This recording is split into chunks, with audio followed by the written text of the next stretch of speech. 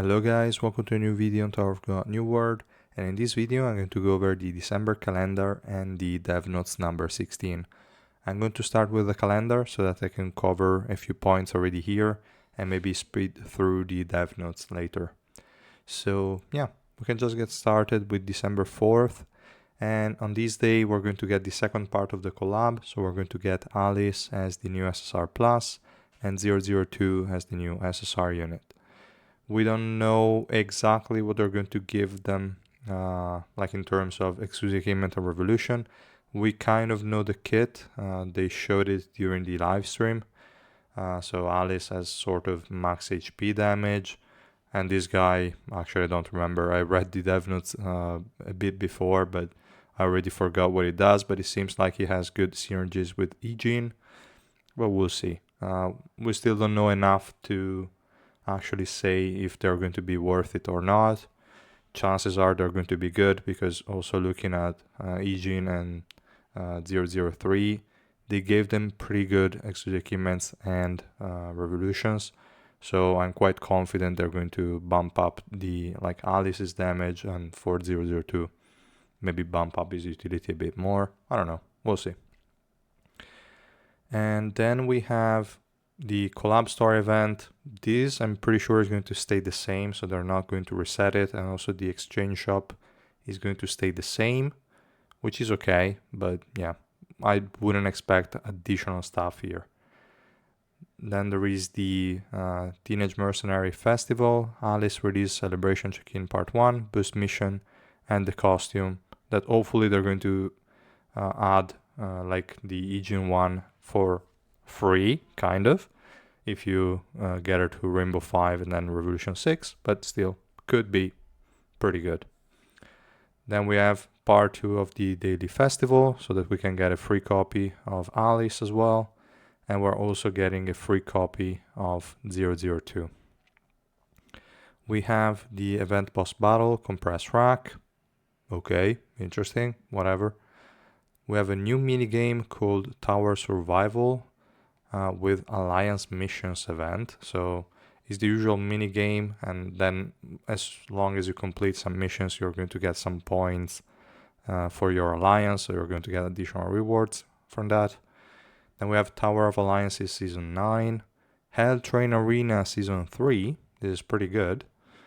And we're also going to get new adventure floors. I should really push, guys. I'm only at like 117, kind of. So yeah, I should really push and try to get close to that. But yeah, I don't know. We'll see. Trial of Origin and Trial of Chaos, they're going to expand it to 1100, finally. Been stuck at like 1050 for a long time now. So yeah, it's good that they're adding more. New main story, which is just additional tickets, and that's pretty much it. Then for December 11th, we're going to get a new season of the Tower Race. Okay, fine, nothing much. And then the Teenage Mercenary collab is going to end.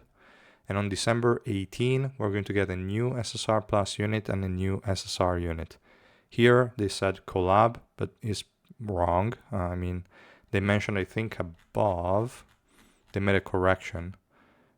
Please note that the content, new SSR Plus and SSR Teammates collaboration arrival scheduled for December 18, was mistakenly labeled as collaboration. So yeah, it's not a collab.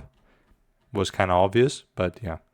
And looking at the images, I'm pretty sure one is going to be Kunagero, the one in the data world that also has like a Heist Shinsu. So could be a second version of Kunagero, which would make sense. For the other unit, there is an orb, could be Bum. I mean, it's fine probably for Christmas to have a new version of Bum. I would have probably expected it for Alpha Anniversary, which would have been like January, but I mean, it's the same. If it's Bum and Kunagero, that's going to be a pretty good banner, but we have no idea. Maybe these are just random icons that they throw in there, but we'll see. Then we have Holiday Story event. Okay, fine. just it's not the usual story event, I would say, because the one for last year was a bit different, if I remember correctly, but we'll see. We have the check-in event as usual. We have new content, the data tower. We don't have much information. I don't even remember if in the dev notes they're going to talk about it, but probably yes. Then we have new event, Kuhn's wishing card. Fine, new event, always good, free stuff. New event, ranker race. Okay. New event, Tap Tap Plus. We're going to look at all of these during the dev notes, once we look at the dev notes. 2 new costumes, and here we have a costume for Kunagero. Could be for the new Kunagero, could be for the old one. I don't know, might even be that they're not going to give us a second Kunagero yet, so we don't know. Then we have Champions Fight League Season 3. Not that I really care about this one, but okay. Minigame Climb the Tower, Holiday Version. Okay, fine. Alliance Expedition Season 15 and new adventure floors.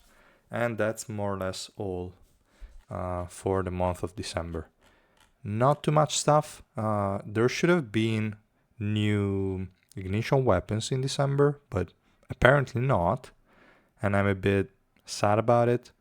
I was kind of saving, hoping that we're going to get new ignition weapon sets. Hopefully we're going to get some raid taps here and there, but I don't know.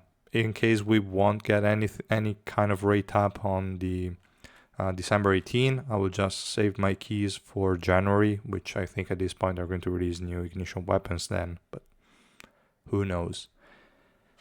And yeah, that's more or less it. Not much stuff, but maybe they will sneak something in the meantime. Now for the dev notes, let's just have a quick look at what they have in store. It's going to be pretty long, I think, but we'll see. The first part, they're going to talk about the update of the ignition weapon filtering functionality that they already introduced in this last update. Now we can finally select just the substats without being forced to select the main part, which is a great thing in my opinion. Is also something that I complained about in one of the videos, or probably only during the live stream. Yeah, I think it was only during the live stream, but yeah. I found the new filtering function really annoying, but this new update makes a lot of sense, and now filtering is pretty solid.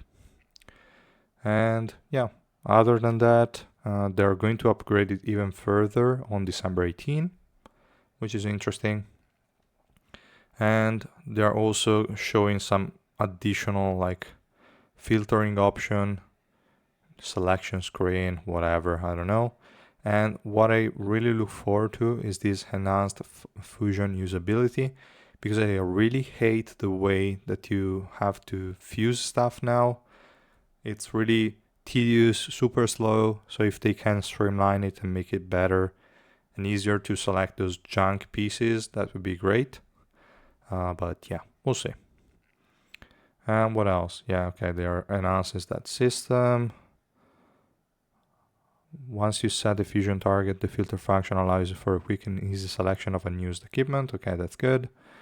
And additionally, a new multi-input feature has been introduced, enabling the creation of multiple fusion results simultaneously. Okay, so they will make fusing easier, which makes a lot of sense, so that's good. We appreciate your active use of preset management. We've taken note of your request for a part replacement function so that you don't have to remake the whole set every time. You can just replace a single piece at a time, which would be pretty cool, but we'll see. Additional guidance on the ranking system for Gigaboss Battle max damage ties. I don't particularly care. I mean, I'm never reaching max damage anyway, so it doesn't apply to me, and I think it won't apply to many people, so I don't really care. I'm just going to skip it. And feedback on the flow of Shinsu mechanic of Tower of Alliances imposing too many restrictions, limiting strategic options. I kind of agree with some of them. I mean, especially the ones that forced you to not use certain elements or roles. So yeah, they kind of took that into account, and the updated system will feature reduced frequencies of restrictive deployment types additionally bans that limit deployment of just one element or one position. That was super stupid. Like, use only green. What the hell? What the fuck, man? And also the only warriors. Just stupid. It makes no sense. Why? So yeah, we'll see. And yeah, that's pretty much all for that. Then we have updates on Agency Service Center, time reduction and level up. They already reduced the time it takes. I would say it doesn't change much because you can only run them once a day. So even if it was like 16 hours before and now it's 7, fine. It won't change anything. But at least they are going to also increase the rewards and also the number of requests. Here, they said it here. And it's going to be tied to the archive expansion that we're going to get on December 18. So that's going to be a huge one that we're also going to look at in these dev notes. Then we have the tower race ranking system. As mentioned in previous broadcasts, we would like to clarify further in response to additional questions. The current ranking system prioritizes players who reach higher stages. In the case of a tie, rankings are determined by the total time taken from start to finish, blah, blah, blah, blah. And this system has led to concerns about players feeling pressure to focus solely on the tower race without interruption once it starts. Yes, I agree. It's pretty stupid because it should just consider the amount of time you spent like in the actual fights, not like, okay, timer starts when you start the fight, the first clear or whatever, and then it ends when you finish. It makes no sense. Just took the amount of time you actually spent in battle. That would be enough, I think, but we'll see. And yeah, additionally, factors like device performance and loading time have become variables. True. So yeah, to address this issue, we plan to modify the ranking system to only calculate the total battle playtime. Exactly what I was saying. Okay, fine, whatever. For each stage, with this change, regulars will be able to compete even if they progress through stages gradually whenever they have time. Exactly, that's good. And yeah, we'll see. They're going to apply it in Season 4 and not for Season 3, so fine, doesn't matter. Placement of main characters from Tower of God in loading screens and frequently used menus. It appears that this request comes from fans of Tower of God. I mean, hopefully, people should be fan of this game if they're playing the game. I know that not all people read the manhwa, but definitely guys do it because it's really good. So yeah.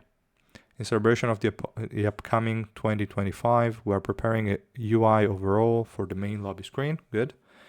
And as a part of this update, we plan to feature the main characters from Tower of God in frequently used areas like the loading screen. Okay, fine. That's fine. Just aesthetic. 7. Enhanced onboarding support for new regulars. Don't get me started on this topic. It's super annoying, if it's what I think it is. But let's read it. We continuously consider this aspect and we are grateful for the proactive feedback from our community. With the November 20 update, the welcome summon is being applied to new regulars and we have ensured that it is also available for the existing regulars. Moreover, the new special lesson mission system has been added, improving upon existing Start Dash missions and helping guide players to progress quickly to Chapter 30 by completing missions displayed in the main lobby. Additionally, we have customized the SSR Plus SSR non-stop events for new regulars, ensuring that the guide mission help them develop key teammates while they participate in these events. I don't like the fact that they are giving new players so much stuff. I get it that they want to have more and more people joining, but I also hope that they consider the fact that people like day one free-to-play players have been punished already, like with the last changes, especially the Hiwa, Joaquin, Evankel banners that they implemented. Like existing players were already punished by that, and now they are giving additional SSR Plus and SSR non-stop events to new players. It's true that if you're a day one player, you already had a couple of non-stop SSR Plus banners that you took part in, but these focusing too much on the new players while ignoring the day one players, is kinda meh. I don't like it as an attitude from Netmarble part, but I don't know. I don't think there is much to say here. I get the need to kind of give an head start to new accounts so that they can try and hopefully catch up to existing ones. But I don't know. I don't think it's really that reasonable right now to like. They should always provide some sort of compensation or mechanics to existing players as well. That's all I'm saying. But okay. Then we have expansion of friend slots and daily friendship point limit. Okay, so you can have up to 50 friends in your list, and you can obtain friendship points up to 40. Okay, so it's an increase of 10 in both of them, and they're going to implement this in December 18. It's fine. I mean, we only summon on trash stuff with the friendship points, so it doesn't really matter. But okay. Collaboration IP selection process. Thank you all for the input on collaboration IP selection during the previous broadcast. We have reviewed some of the IP suggested in the recent survey. We will consider additional feedback to ensure we choose an IP that resonates with both the current Tower of God players and potential new players. I don't know what they said during the live stream, but whatever. They will probably do whatever they want anyway. But okay. Number 10, character balance adjustment requests. We have carefully reviewed the various suggestions regarding specific positions and teammates. Since adjusting balance is a delicate matter, obviously, as boosting one character might result in nerfing another. Okay. These changes are always handled with utmost caution. Okay, whatever. Previously, we received requests based on the character's original roles, and we have made improvements, such as enhancing the revolution function of Urek Mazino, Viol, and Gusten. We will thoroughly analyze the various types of feedback received and aim to increase the versatility of teammates through strategic combinations, rather than reversing the absolute dominance between specific teammates. Whatever, it's okay. They didn't say anything in this paragraph, so it's okay. 11, improved functionality for opening growth items at once. We have received feedback that it is inconvenient to manually search on open items such as Shinsu, Gold, and EXP items, especially since they are categorized by time, units, and can be numerous. Additionally, some players have requested that Shinsu growth-related items can be opened and used immediately if they are available, since certain functionality will need to be applied based on the progress of adventure. The overall UX design and implementation will take some time. Okay, fine, I don't care that much. If they make it easier to only open the amount that you need, so that when you try to maybe increase the level, it will tell you, okay, we need to open these many boxes to do this level up, then that would be a great quality of life improvement, but I don't know what they mean by this, and we'll see. 12, additional borders or backgrounds for main characters and plans for new teammate releases. Main characters, after appearing in the story for a long time, often evolve in ways that make them take on characteristics of new characters. Okay, fine. For example, Bam becomes Viol, or when characters emerge after receiving the revolution. This type of evolution becomes apparent. In Tower of God New World, if these changes are significant, we're taking the approach of creating separate playable characters, like they already did, so it makes sense. We are considering the possibility of a stronger version of Urek Mazino, as many players have requested. This remains a potential direction for... they already said that they're going to release a family head variant of Urek. I think it makes sense. I don't care. For teammates already released, we have previously created additional borders based on popularity. Whatever, I don't care. As for the Tower of God teammates players I would like to see next, we have received a lot of feedback, and obviously they put all the names in Korean. Thanks. A quick update on the midterm tally shows that Baylord Yama is currently in first place. Oh, interesting to see so many people voting for Yama. I think I did too. I don't remember. But yeah, it makes sense. We're already getting so many hyped up units that we kind of need these guys to come out now, like Yama, Hockney, or even what's the cat? Damn it, his name is always annoying. I don't even remember, but the kind of enemy of Yama, which then we find out is not really an enemy, but whatever, Yes, Racha. I don't even know how to pronounce that, but yeah. Also, that guy needs to come out soon, because otherwise we're going to see so many crazy good units that all those old ones become a lot less relevant, but we'll see. And yeah, we will adjust the introduction of new teammates in line with the suggestions. Okay, fine. And we'll see. Number 13, request for cooperative content development. We have received a request for content that allows players to enjoy the game together. Fine. Well, we currently have indirect cooperative modes such as Alliance Tower, blah, blah, blah, blah, blah, and others. It appears that players are looking for more strategically collaborative events. I don't know, we'll see. We are preparing a new mode called Alliance Fleet Battle that I think we're going to see later. We'll provide more details on the progress of these in these developers' notes. Then some miscellaneous improvements. We received feedback that the scroll resets every time when selecting a pickup teammates in the welcome summon section, causing inconvenience. Scroll resets. I don't know what that is, but fine. We received reports of occasional freezes when announcing the initial weapon after playing the adventure. Whatever, I don't care. Now, the additional things that are going to be released on December 4th. The new act, the new story. Okay, fine. If you care about it, look at it. But this should also be the part that was shown in the second season of the anime. So just have a look at it if you didn't already. Then we have the second part of the collab. There is not much to say here, I would say. These are the two new units. They just mentioned the different things that we already looked at in the calendar. And then here, the collab summon ticket can be used for both part 1 and part 2. So you won't lose the tickets that you have now for Eugene. You will be able to use them for Alice and 002 as well.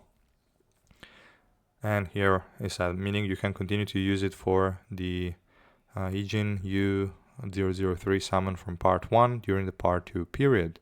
Please note that Alice 002 summon can be switched using the tap button at the bottom of the summon screen. So it seems like, yes, we will have both banners. So you can still keep on summoning on Eugene. You don't have to feel rushed to max him out if you don't want to, which is cool. I was expecting them to actually remove the other banner, but yeah, it seems like it's going to stay, so that's good. The collaboration exchange shop will remain available from part 1 and will continue to be accessible in part 2. So you can still also exchange those units, but that was kind of obvious because we already saw the new units in there, so yeah. Please keep in mind that while both summons require the use of the collaboration summon ticket, the cumulative summon count for each summon is separate. So yeah, you're not they are going to have different PTs, as we can also see here. One is 90, the other one is 150. They're going to be different. So if you summon on one, the bar is not going to progress the same on both. It's okay. Additionally, in part 1 of the daily festival mission, there was a mission on 4th day that players had to summon at an undesired time. Yes, that's true. I really hated it because I was like, okay, I already have all the copies of Eugene that I need, so I did a single summon and now I'm at 1 PT out of 300.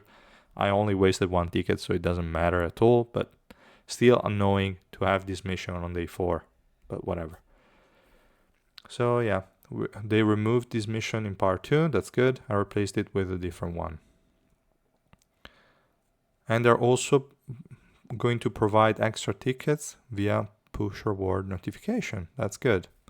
Now, here we have some more information on the new units. So we have Alice first. She is, again, red element, we already knew, SSR plus, ranged unit. And she's designed, okay, we don't really care about the backstory or anything. She's a sniper type ranged damage caster, primarily positioned in the backline.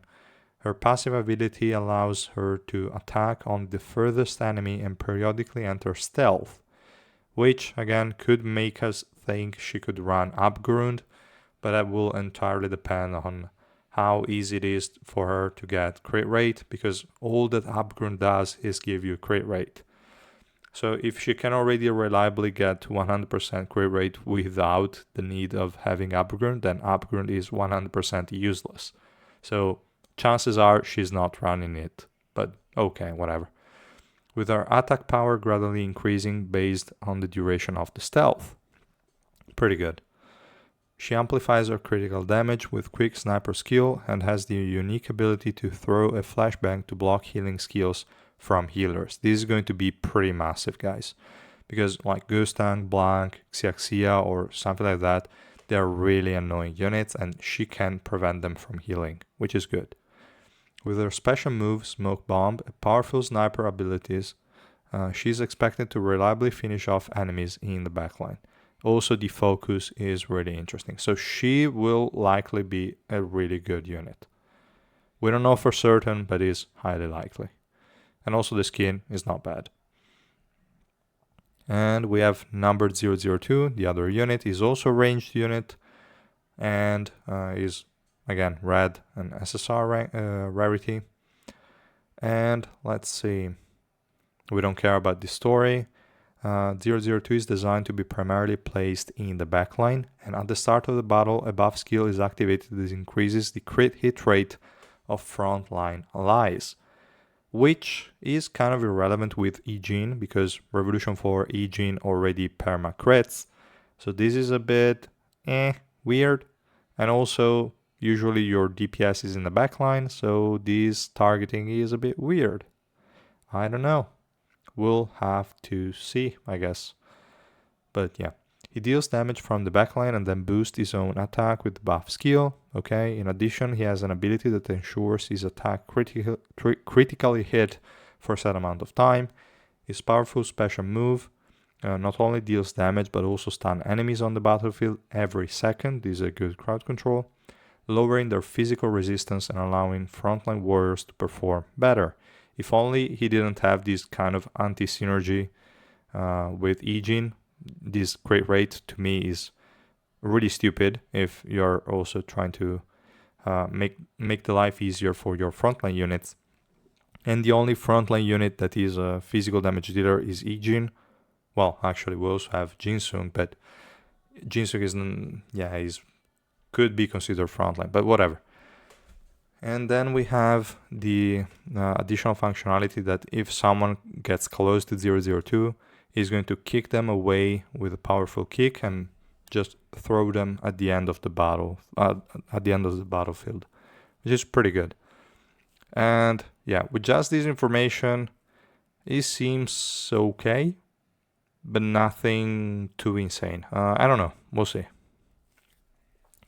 Minigames and events. We have the new minigame Tower Survival, and the rules are simple. Control the character to avoid incoming bullet patterns, pick up items and survive. Each wave offers roguelike style upgrade choices. So yeah, it's basically a roguelike. You will have to dodge stuff, and yeah, we can see the gameplay here. You just have to survive for a certain time and then upgrade your abilities and survive better and blah blah blah blah. Rather than long play sessions, it is designed for quick, easy play of offering fun without a heavy time commitment. Okay, we hope you enjoy the new experience, blah blah blah blah, okay. In addition, as announced in the previous broadcast, Season 3 of Hell Train Arena, that was originally scheduled for December 18, has been moved up to December 4. Okay, then we also have Season 9, we already saw that, and whatever, fine. Then we have content expansion, additional updates. We have the new floors, not much to say, and the new trials, okay. And then there is also a ranker raise for those that have completed the full climb, okay. And additionally, during the Q&A session, we mentioned the rate up event for ignition weapons, and I've also implemented it in this update. Oh, okay, so it's already here for this update. Lol. Okay.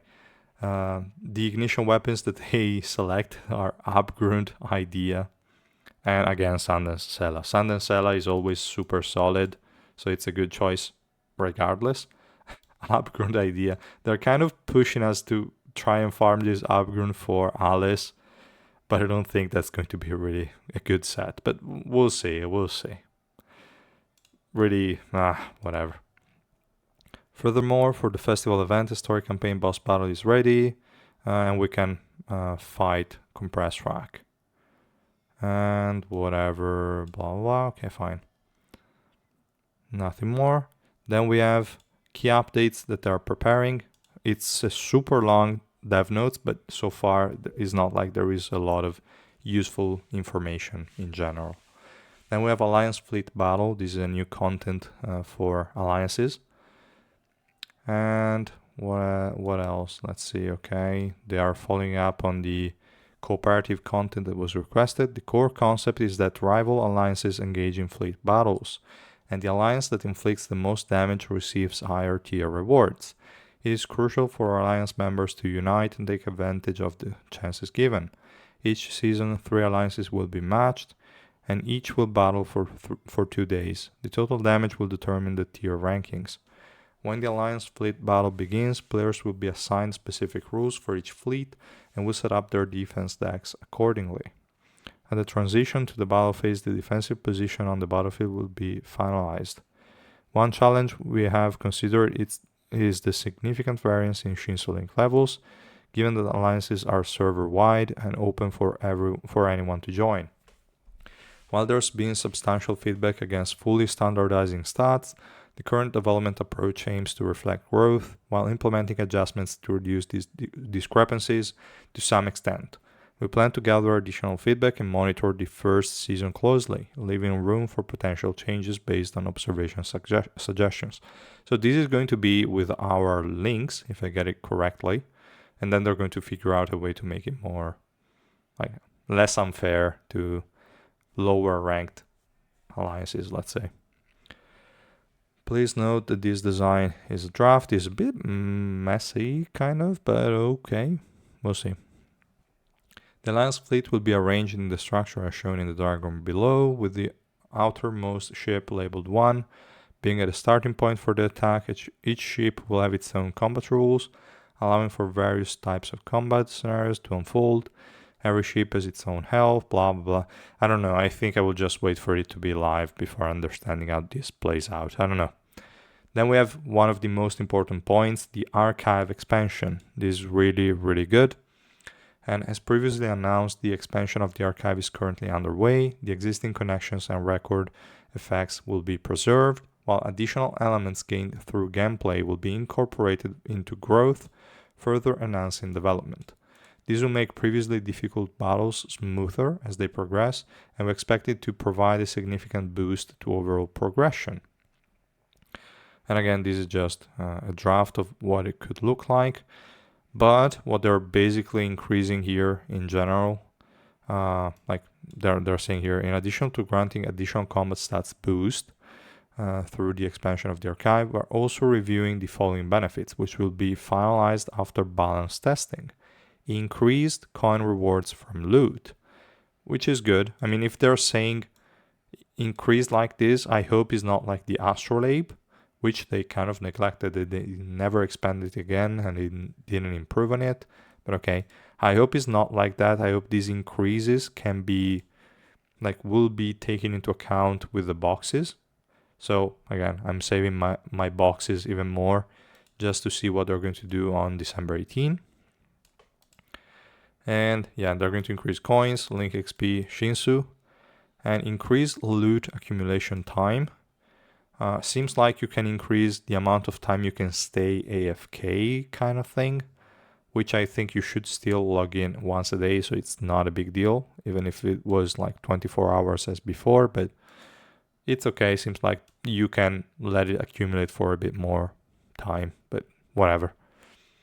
And then increase free quick loot collection attempts. So increase the number of free quick loot collection attempts, because at the moment only one is free. If you have the premium pass, you get an additional 2, so you have a total of 3. Probably they're going to let you have like the 4th or maybe even 5th for free. That would be pretty good. And increase quick loot collection time. This is also really good, especially for people that are buying all 6 quick loots every day. And with this, it's a reasonable amount of additional materials. Then you have increased weekly friend support limit, weekly adventure buff limit, which I'm not using just because I'm not playing, but otherwise I probably would every now and then. And increased free challenge for arena and a ranked reward. So, I don't know. I already found it bothersome to have the 5 attempts.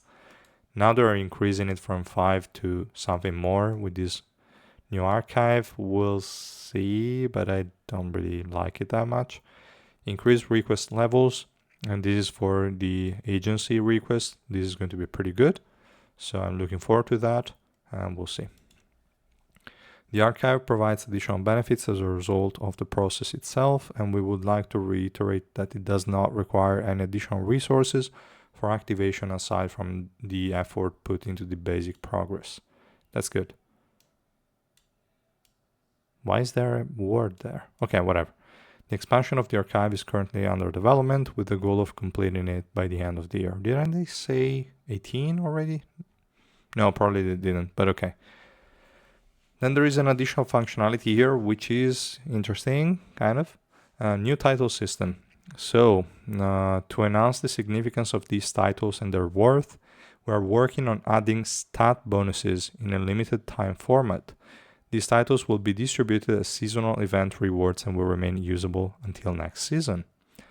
This is interesting because, like this screen that we can see here, the Alice background, I translated it before, and it says that upon landing a basic attack, you would gain a 20% attack shield for 3 seconds, which is pretty irrelevant, I think. And I mean, it seems like they're going to create titles with some potentially some effects that could potentially change the outcome of some battles. So if you don't have them, you might be at a disadvantage, especially if they apply to PvP as well.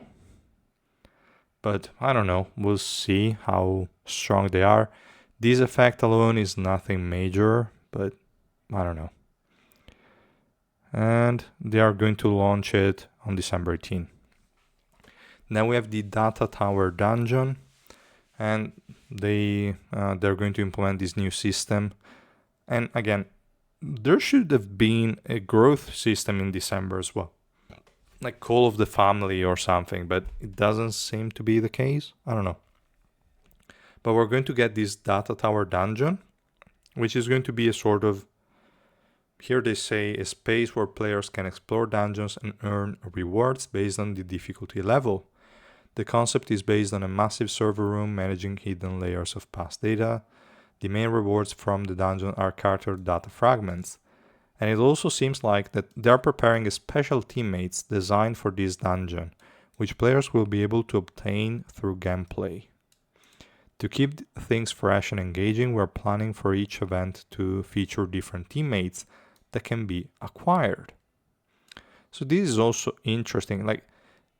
Since it's a special teammate that we can only obtain through this, doesn't mean it's going to be Rainbow 5, that we're going to obtain them directly Rainbow 5, or that we can obtain enough shards to get them there for free. That's going to be pretty interesting. I don't know. We don't know the rarity, we know nothing, obviously, but it's an interesting additional feature, I think, that rewards you for playing the game, that will give you an additional teammate, maybe a Rainbow 5 one, which would be pretty dope. The main feature of Data Tower Dungeon is that the number of data fragments earned varies depending on difficulty level. Additionally, bonus rewards will be given based on the limit break tier of specific teammates to provide further growth benefits. Only one teammate from your roster can participate in the dungeon battle, and to join, you must set up a full party of 5 teammates. This rule is designed to ensure that all teammates from R grade and above can be utilized. The intention is to encourage players to make use of a variety of character, blah, blah, blah. The teammates that can be obtained from the Tower dungeon will be announced separately with each update. Please note that this dungeon will be operated as an event and not all teammates will be eligible. So, yeah, I don't know. We'll see. And I don't know if, like, you have to play each update. So, for example, in the first update, they add, I don't know, let's say Kunagero, the data version. And, well, not data version, the data word Kunagero. So, the one that's learning to use, like, the element of his Shinsu, some sort of revolution kind of thing, whatever. Let's say that's going to be the first one. And after the 2 weeks of the update, there is the next update. And they're going to replace that with a different one, meaning if someone starts after this first event is over, they cannot obtain that unit anymore. How is that going to work? I don't know. So yeah, I'm looking forward to seeing this new event. Could be interesting if they do it correctly, but okay. And what else? The system is being actively developed with the goal of launching in December. Okay. Ranker race. As more players complete adventure and trials, we're preparing an enhancement to the content that players can enjoy during the update cycle. I think it will be interesting only for trials, but there are a lot of people at the end of adventure, but those people, well, obviously they are like the whales of the game, so it's fine. It's good to give them some additional stuff to do. And I don't know what they are gaining from these additional floors that only they can clear. But it seems like here they're just going to give them additional titles or stuff like that, I think. Let me see. Addition after clearing all stages, players can reattempt. No, okay, was not that. For reference, Rank Race is being prepared to offer the limited time titles with stat boosts as rewards for the first time. Initially, the stat bonuses will focus on PvE modes rather than PvP battles. Okay. So, yeah, I don't know what people are gaining from like this ranker race. And yeah, I don't know.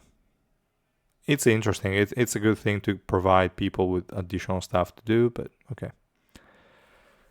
Then we have new events. We have some Christmas stuff that we saw before. So, first event is Kun Wish Card, when players will need to find 3 identical decorations hidden across 12 cards each day. By collecting these decorations, you will receive associated rewards. Additionally, some specific decoration will provide extra rewards if collected, giving you the opportunity to aim for additional prizes. If you participate consistently each day, you will be able to earn solid rewards, and they're going to launch it on December 18. The next one is Shining Tree event. In this event, players will collect shining dust by completing missions, and after gathering a certain amount, they can receive rewards. Okay, usual stuff, usual mission-based stuff. Additionally, once all the rewards are collected, players will be able to claim daily additional rewards simply by logging in. This casual event is being prepared as part of the 2025 New Year's event. Okay.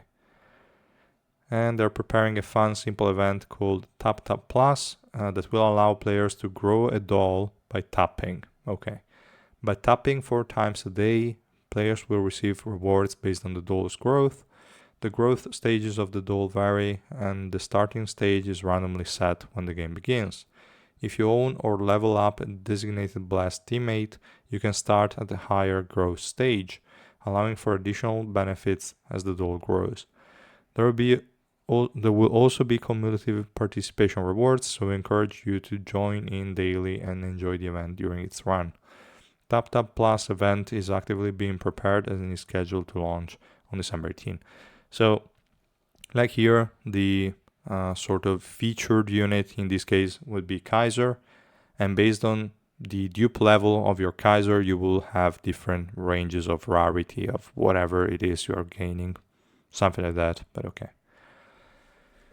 Then we have pre-announcement regarding Shinsu Link level expansion and graduation. Seems like the cap is going to be 1500 levels.